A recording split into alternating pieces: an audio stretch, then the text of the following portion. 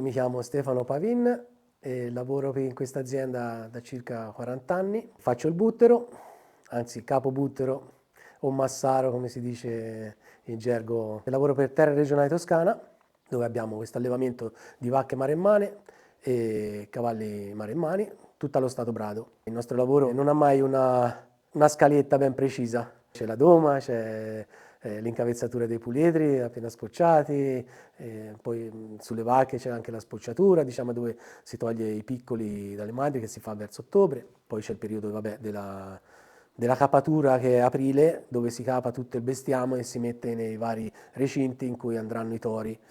Abbiamo circa 8 tori, 8 linee di sangue, e ogni branco ha le sue vacche. Qui si fa l'allevamento brado a 360 gradi, come ho detto, si segue la natura in tutto e per tutto, insomma. Qui si alleva vacche maremmane e cavalli maremmani. Abbiamo sui circa quasi 500 animali bovini, e poi abbiamo l'allevamento dei cavalli maremmani che vendiamo da vita, e niente, poi domiamo per noi, per avere sempre i cavalli, insomma, disponibili in azienda. Un cavallo qui, per essere pronto e perfetto, ci vuole almeno 2 anni. La vita del buttero per me è la vita perfetta, per come ho vissuto io. Io sono nato in questi posti, ho sempre vissuto con gli animali, sia vacche che cavalli, quindi per me è stata una cosa abbastanza normale. Li vedevo da quando ero piccolo, i butteri qui che uscivano la mattina. Poi un giorno mi è capitata l'occasione e l'ho sfruttata. Ora sono arrivato alla fine, quindi devo andare in pensione.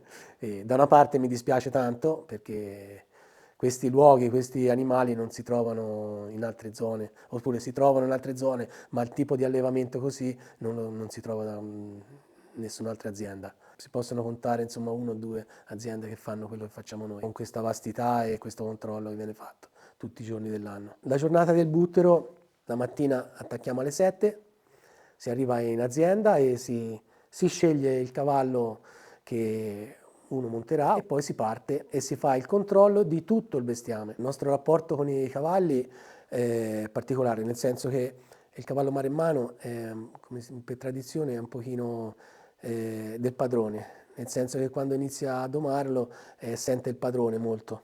È molto non si dice padronale, perché sente l'odore dell'uomo, e come uno si avvicina e lo riconosce. Se da puledro va un'altra persona, si vede la differenza, il cavallo lo sente subito. Quindi è un rapporto molto stretto con il puledro. Poi via via, quando il cavallo poi sarà fatto, diciamo, conclusa la doma, allora si possono avvicinare anche gli altri, va benissimo. Però all'inizio è fondamentale che a domarlo sia sempre la stessa persona, perché il cavallo si affida e si fida, e allora dà tutto. Altrimenti il cavallo maremmano è abbastanza, noi diciamo, un pochino testone, nel senso che se si mette contro non è così facile, insomma. Però se te lo sai, lo domi bene, ok, ti dà tutto veramente. Molto generoso, è un animale molto generoso. L'uso del cavallo in questa azienda è fondamentale. È fondamentale perché, prima cosa, per gestire questi animali, che voi pensate con toro possono arrivare ai 12 quintali, 13 quintali, e una vacca ai 7-8 quintali, qualche volta anche di più. Il cavallo è fondamentale, diciamo, perché per portarle dentro non è che le puoi mandare a piedi. Poi hanno queste corna che, insomma, incutono abbastanza timore, insomma.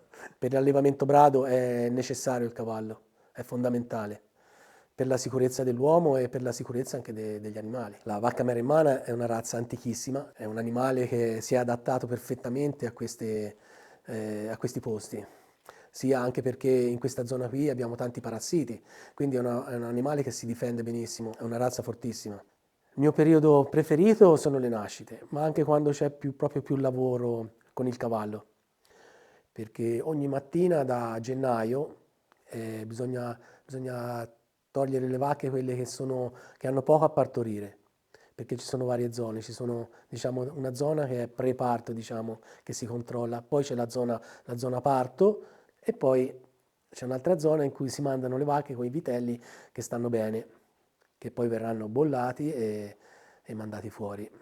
Quando il vitello corre bene dietro alla mamma, allora può uscire, perché essendoci che c'è anche predatori, lupi e queste cose qui, bisogna che il vitello corra anche bene, insomma, che sia bravo a stare dietro alla mamma, perché la mamma si difende dai lupi, ma i piccoli piccoli no, quindi devono stare proprio attaccati alla mamma. Il periodo più bello sicuramente da gennaio fino ad aprile, che è quando facciamo i branchi. Allora, lì si vede anche l'esperienza del buttero che deve capare le vacche, perché qui tutte le vacche hanno il proprio nome e devi formare il branco insieme al piccolo e non devi sbagliare.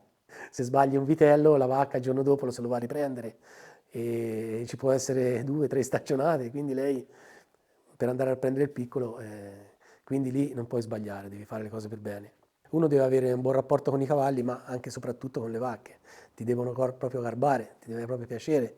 Deve essere proprio una cosa per arrivare lì e vedere la vacca che ha poco da partorire e la chiami per nome, insomma, fra butteri succede questo, capito?